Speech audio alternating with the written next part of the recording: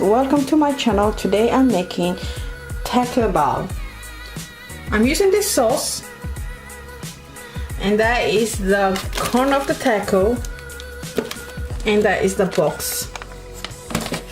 So what I have here: tomato, 2 small tomato, red onion, green pepper, and lemon and salt.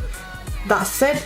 And here I have avocado, small piece, half of chop of green chili, lemon and salt, and 2 small avocado. I have here cheese there, and I have a lettuce here, and I have a ground beef, keema or mince, whatever you want to call. I have ground beef here, and I have small chop onion, pinch of salt, and pinch black pepper. You do not need a lot of salt when you make it taco, because the seasons it have a lot of salt going on. So when you're cooking, just taste it. If you don't like it, then add it with the salt. So I have here sunflower oil, and I will use it on it 5 tablespoon oil as always. And let's just begin. That's it. I do not need a lot. This is Mexican food, and I learned from how to make it Mexican people in America when I was younger. I used to live in America, so I used to love tortilla, burrito, tacos, things like that. And I just learned from my neighbor who was Spanish, and his name was Carlo. And then he used to love Somali food, and he showed us how to make Mexican food. So I know a lot how to make a lot different food of Mexican. Anyway, I'm waiting until the oil to be heated up, and then I will add the onion. So as I say it, so I want to say it in Somali a little bit, in my English. So inta maxaan ku haystaa avocado ku haystaa, liimaan kuma jiiji, cusbo yar iyo jabdubees aan jajari aan ku daray halkaan. Inta maxaan ku haystaa waa yaanyo, waa basasha gaduudka iyo jab yar oo barbarooni aan isku daray iyo cusbo yar iyo liimaan iskuma jiiji. Intan waa ansalaatadii aan jarjaray aan dhaqay aan ku haystaa. Kana maxaa waa xawaajiyaal isku jajiri oo taagooga loogu talagalay. Waa taagooga saan u yaalaa. Saas u yaalaa taagooga. Baakadahan uu ku jiraa hadii UK aad diganta Mareykanka, you know what to get it. Otherwise you can do homemade taco guriga waa ka subsan kartaa. So maxaan inta ku haystaa hilibka oo shishiidka ah oo maxaa laga suubiyo. Hilibka oo waa lo'da, waa eriga hada substa ka soo shiir baa soo galaya. So hilibka lo'da aad u fiican yahay oo shiidan waaye. And inta maxaan ku haystaa cheese aan ku haystaa oo hoole. Avocado ga isticmaalo avocado ga saan oo yaala lama xabiyo yar waa enough for my family. So raashinkan maxaan ka bartay waa Spanish raashin, Mexican kan ka bartay marka Mareykanka aad deganaan jiray aan ku soo koray. Driskeena Mexican ahayn, so I know a lot of food, Mexican food aan kasaya sida loo suubi. So if you guys want it, let me know, and I will share with you guys the ingredient in Mexican food. Simple and easy, quick, and it's so tasty. Mexican food, guys, it's so tasty, mashallah. Why? So hadda maxaan ku shubayaa basasha jab yar, basal aan soo diyaariyay, saas aan soo yareeyay, iyo maxaan ku darayaa cusbo yar iyo filfil yar. Taas wax kale ku daraayo. Maxaan sugayaa until oo basasha oo iga noqdo little bit soft and jilaac noqdo soo yar.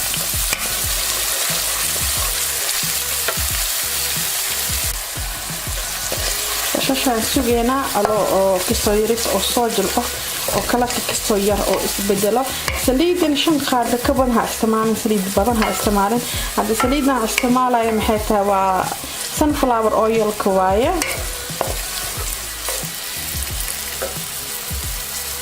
Maxaan inta ku haystaa wax yar cusbo iyo wax yaris filfil ah.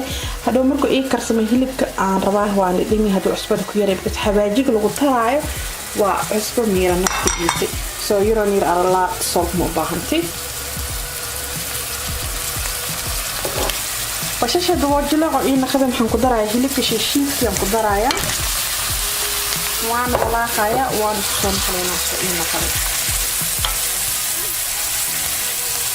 soo hilibkii waa kana hadda maxaan ku darayaa badiyaan ku shubaa iyo filfilkii yaraa si fiican aan iskugu walaaqayaa 3 daqiiqo aan ku dhaafayaa dabka after 3 daqiiqo aan soo naqleena insha Allah hadii la hagaajin yalla sii socda guys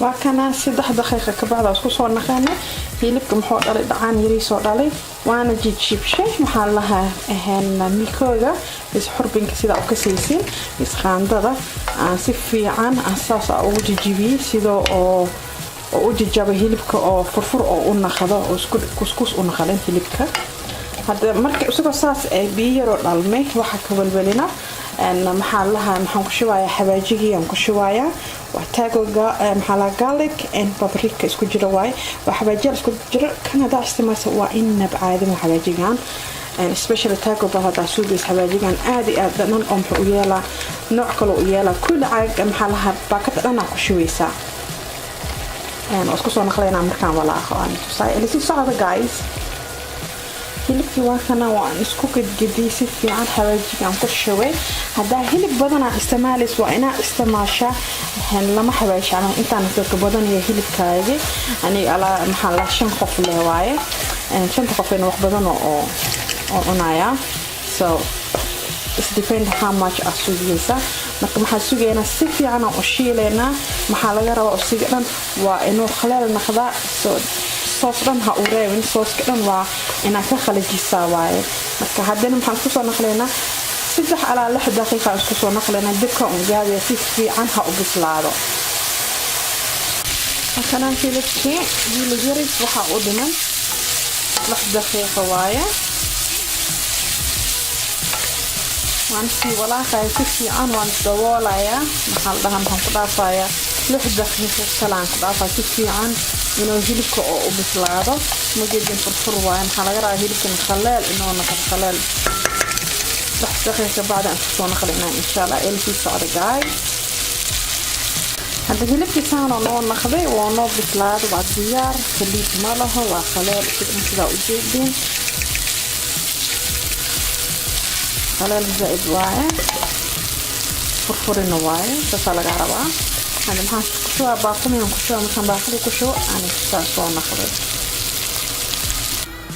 وكنا هلبكي سانو نون نخذ وفرفر أفيعان ونخذ وقت دير المكو خادمين و something simple ما أنت عربن راشينكا هنا كجارين بريسي باستا ساسا سوبيه وكنا هن كان محاوان يانيو أو نججر لما حبيريس يبصل جبيه يبربروني عقار بباس ماي عصبة إيو محالا ليمان كمجيجي كانوا جبير بباس إي أفوكادو إي ليما إي أسبير إنتن تشيز كان هولي إنتن محا أنسلاتدي وأنسلاتدا مو كدرايا إن الليما وحاس ليما دا أتكساري سيدا وعرفتين مرك إنتن محاو كهاستا جيدكي وكهاستا تاكو جيان كهاستا وشالكة شالك ومين وايا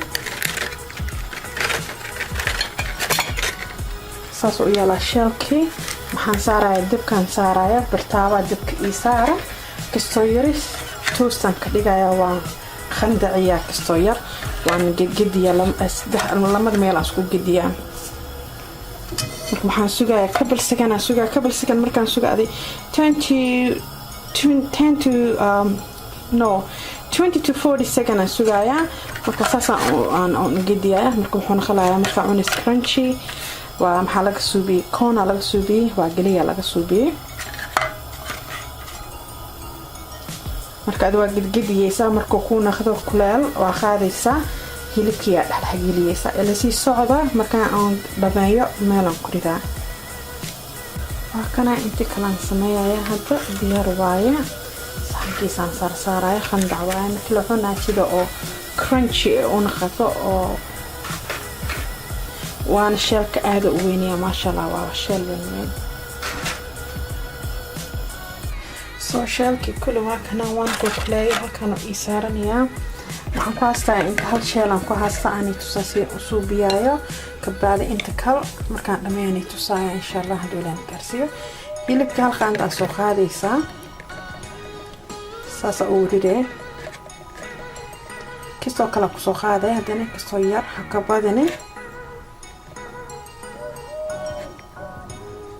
saasa soo dhahaysa ansalaatada yariiska soo qaadaysaa.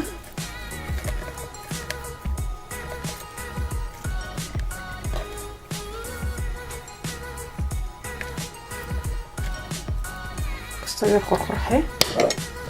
waxaan soo qaadayaa maxaa la lahayaa saski oo maxaa la tomaatoga iyo bashashi iyo maxaa la lahaa barbaroonigi iyo cusbadii liimada isku suubi. hal qaando yar aan soo qaadayaa sidoo qofka uu jecel yahay basasha yaanyada u kala jaraan.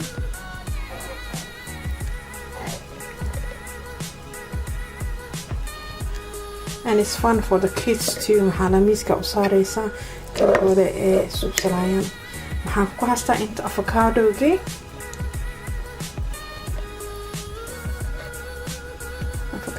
isagan qaando yar iyo cheesekii aan ku farjiyaya. markaa diyaar waa markaan dhameeya inta kal aani tusaaya insha Allah ila sii socda guys. soo saan oo naqday taakoogi soo naqday alaabihiisi kalena waa kana inta kala duwan dhameeyaya insha Allah.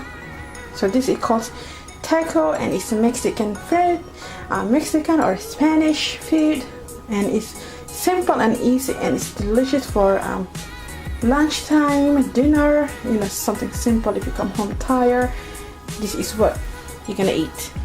And it's good if you are Mexican lover food, if you are Mexican food lover.